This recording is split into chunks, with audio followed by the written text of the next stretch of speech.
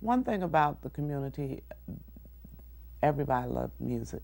The theme in New Haven was jazz.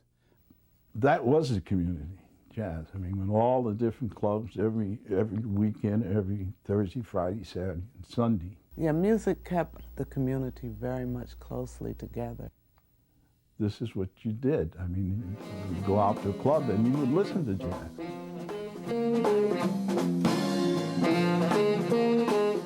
The most memorable thing for New Haven, and as far as jazz is concerned, was Dixwell Avenue. All along Dixwell Avenue, you could go out on a Friday, Saturday night, you could fall from one club and the other. You go in and listen to what's going on here. They say, let's go down to the corner and see who's playing down here. You could go from one end of Dixwell Avenue all the way to the other end of Dixwell Avenue and here. That was the street, you know, that's where everybody went, starting from Yale all the way up. The music of Dixwell Avenue has a long history that began at the turn of the 20th century. Industrialization transformed New Haven like other American cities and attracted immigrants to the area. New Haven reached its height economically between 1910 and 1917.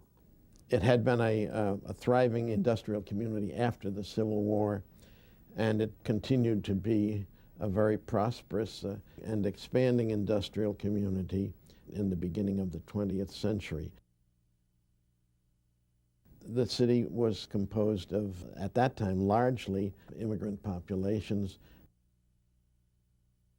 There was a small black community of about 3,000 people living in New Haven as the century turned.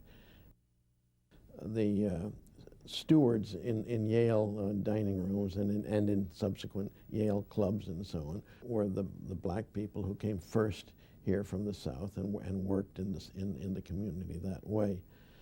By the early 20th century, African American workers had moved into low-level or unskilled jobs in rubber, iron, and steel factories. Others kept traditional service jobs in private homes and at Yale University.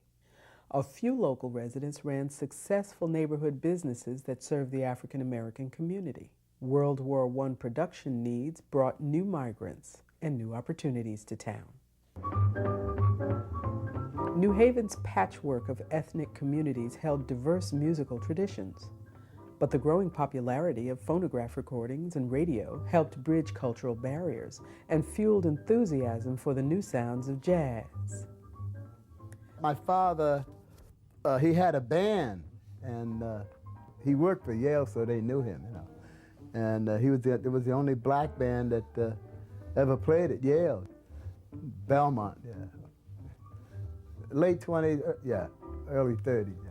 Musicians in the city formed their own bands, and from the 1920s through the Second World War, New Haven was host to many of the greatest performers in the nation. Captain Glenn Miller spent a year stationed at Yale University. The Shubert Theater showcased Duke Ellington, Count Basie, Louis Armstrong, Ella Fitzgerald, and others. And jazz was celebrated in New Haven's neighborhoods.